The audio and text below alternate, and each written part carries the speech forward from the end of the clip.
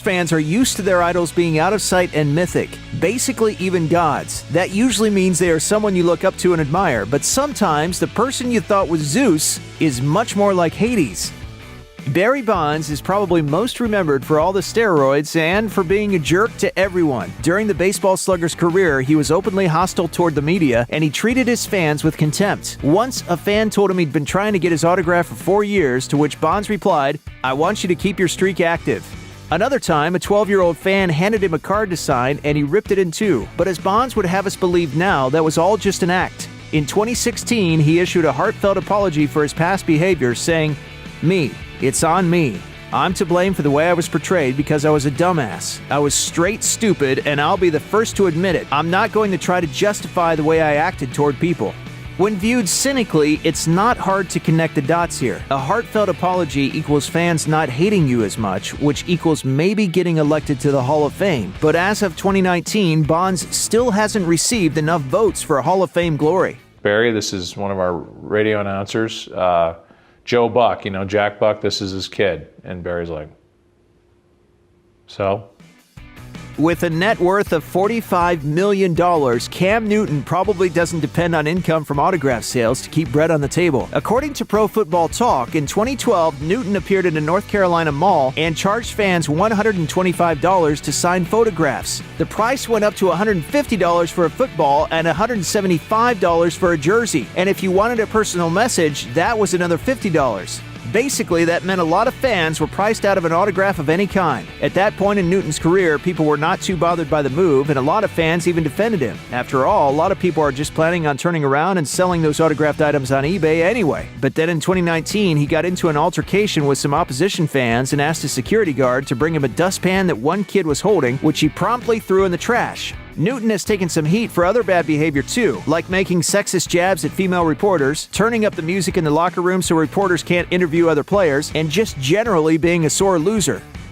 Jose Canseco was not only an unapologetic steroid user, he actually advocated for them. In his memoir, he claimed that steroids can make people stronger, sexier, and improve overall quality of life. Steroid use can be seen as a big fat middle finger to the fans.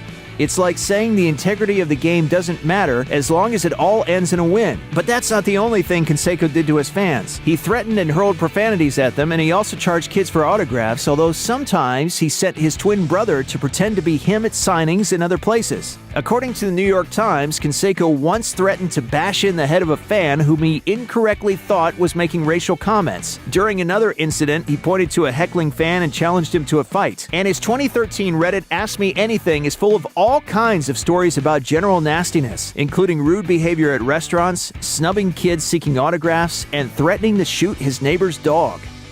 You'd think that someone named Meta World Peace would be into keeping the peace, but there was a time when he had one of the most pugnacious reputations in the NBA. In November 2004, Peace, who was then still going by his birth name Ron Artest, was one of the primary instigators of the infamous Malice at the Palace. He was playing for the Indiana Pacers at the time in an away game against the Detroit Pistons. The brawl began when a fan threw a cup at him, which prompted him to lose his composure, run into the stands, and tackle the fan who he thought had thrown the cup. Nearby spectators tried to restrain him, and another player, Steven Jackson, who had followed Artest into the stands, threw a punch at another fan. Soon, several more players were in the stands, fans were throwing bottles and punches, and the Pacers had to make a quick exit before outraged fans overwhelmed them. 9 players were suspended for their behavior during the brawl, with Artest suspended for the rest of the season.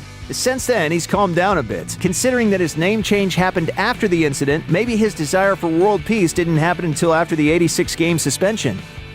Tiger Woods was the darling of golf and the guy that everyone rooted for, right up until the moment everyone realized he was a total jerk. There are too many examples of his rudeness to fully list here. There was at one time he was so rude to the staff of a small private airport that one observer felt compelled to write a scathing letter of admonishment. And there was a time he was a jerk to Bill Clinton during a round of golf, and that other time when the owner of a home that Woods and some other golfers were renting tried to introduce herself, and Woods just walked right past her extended hand like she wasn't there. And there's also his reputation for ignoring his fans and answering tough questions from the media with an icy glare rather than thoughtful words. In regards to being a Navy SEAL, was that something you were considering? I've already talked about everything. But following a back surgery and his life very publicly imploding, Woods might be trying a little harder. In 2018, Slate's Jim Newell wrote, "Before this year, I had never seen him reciprocate any of the fist bumps or high fives that children in the gallery offer him when he's walking between holes. And yet one can't help but question whether these changes too are a product of the same old carefully constructed PR." The future waits for no one, so we refuse to wait for it. Today, battles are waged in nanoseconds, and planes are piloted from the other side of the world. The future's not coming, it's already here. Join us and be the future. Operation. There are some athletes who hate their fans and the spotlight, but at least try to pretend like that's not how they feel. But some athletes are so arrogant and so detached from reality that they don't even bother to put on an act. In 2012, someone asked Chicago Bears linebacker Brian Urlacher if fans and the media might be critical of Coach Lovie Smith after a loss to the Green Bay Packers, and Urlacher got a little testy. "Two of the people I don't care about, fans or media. They can say what they want to about our head coach, about our players. It does bother me. They don't know what they're talking about, obviously." To be fair, Urlacher was probably just speaking out of frustration. He certainly doesn't have a lasting reputation as a fan hater or a Chargers for autographs type of guy, although he was often less than gracious to the media. Still, saying you don't care about your fans is kind of a major misstep for a big sports star, and it's not something people are going to remember him kindly for. Floyd Mayweather is a boxer, so beating people up is kind of his thing. But there are lines that shouldn't be crossed, like not beating up people who aren't boxers. Alas, Mayweather has a reputation for beating up his romantic partners, though that hasn't hurt his career much, and he's dismissed those accusations as just allegations. And that's just how he treats the people who are closest to him. Mayweather loves to say he appreciates his fans, although his actions say otherwise. For a start, there was that time when he defiantly dropped a fortune on Gucci merchandise because everyone else was boycotting the company over a sweater that looked an awful lot like blackface. Then there was the time he said he'd never give money to an African charity because Africa had never done anything for him. "I'm not an African American. I'm an American." In 2016, Mayweather was accused of threatening a fan who asked to take his photo at a pool party. He reportedly said, "How would you like it if I asked to take a picture of you and your wife on vacation?" Afterward, witnesses say he pumped his fists and said, quote, "I will f*** him up." Michael Jordan is an outsized star with an outsized ego. Just consider his 2009 Hall of Fame acceptance speech, in which he spent 23 minutes mocking his family, airing past grievances, and throwing sarcasm at the Hall itself. I had a lot of family, a lot of friends I had to bring in, so thank you, Hall of Fame, for raising ticket price, I guess. Jordan's ego also appears to be a source of conflict with his fans, too. When he met rapper Chamillionaire in 2009 after the latter had just spent $7,000 at a charity auction to buy one of Jordan's jerseys, he was a special kind of jerk and didn't seem to care how many people knew it. Chamillionaire approached Jordan at a party and asked if he could get a picture, to which Jordan replied, quote, "I ain't taking pictures with no..." Chamillionaire then tried to defuse the situation by explaining how he just bought one of Jordan's jerseys, so Jordan hit back. "You know what? I tell you what, you pay $15,000 right now for a jersey from me, and I'll take a picture with you." So yeah, Michael Jordan is that kind of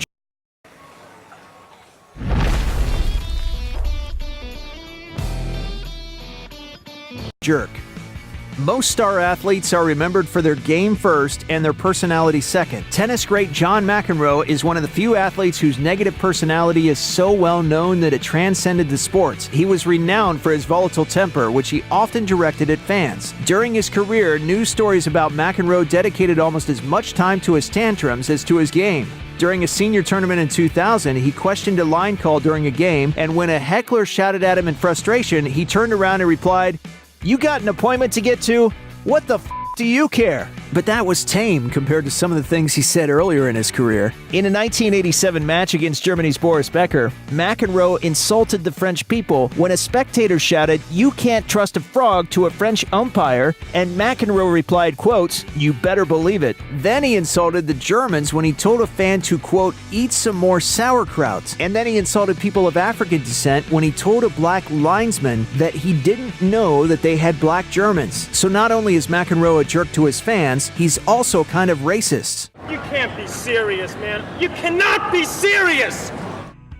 Baseball star Albert Bell was also known for his volatile temper and contempt for fans. In 1991, someone was heckling him about his alcohol problem when he threw a baseball at the guy, striking him in the chest. Bell had recently completed 10 weeks of alcohol rehab, so the fact that the fan was heckling him about it was not cool. But it was still on Bell to keep his emotions in check, regardless of how obnoxious the fan was. That wasn't the only incident when Bell's temper was on display for all to see. According to ESPN, his bad behavior went all the way back to his college days when he was suspended for chasing a heckling fan through the stands. While playing in the minors, he trashed a bathroom after a disappointing game. And in 1997, he was fined $5,000 for reportedly making an obscene gesture to fans. At the very least, you can say he was consistent about the way he behaved.